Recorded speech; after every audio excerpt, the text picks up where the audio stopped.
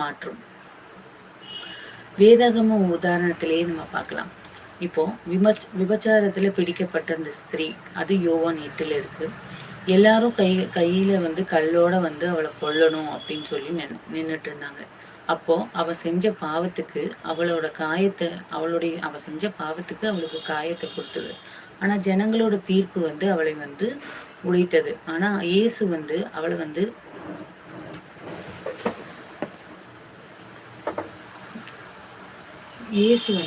அவளை ஒண்ணுமே குற்றம் சாட்டாமல், நானும் உன்னை ஆக்கினைக்குள்ள தீர்க்கல. அதாவது அதுல என்ன பாக்குறீங்க அப்படின்னா, அதுல என்னன்னா,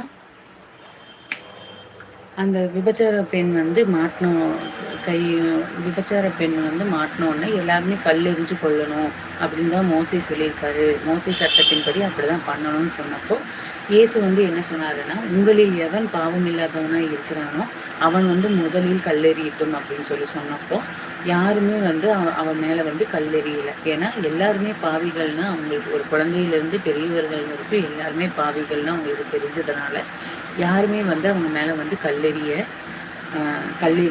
முற்பட்டு வரல.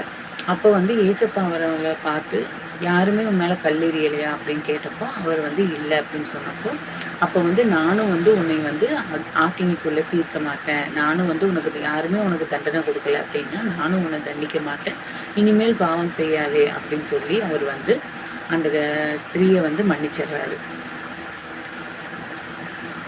அப்படின்னு சொல்லி அந்த உடைஞ்ச உள்ளத்தை குணமாக்குறாரு. இயேசு காயப்படுத்துகிற தேவன் கிடையாதுங்க, காயங்களை கட்டுகிற தேவன். உங்க கடந்த கால தவறுகள் அல்லது மற்றவங்க தந்த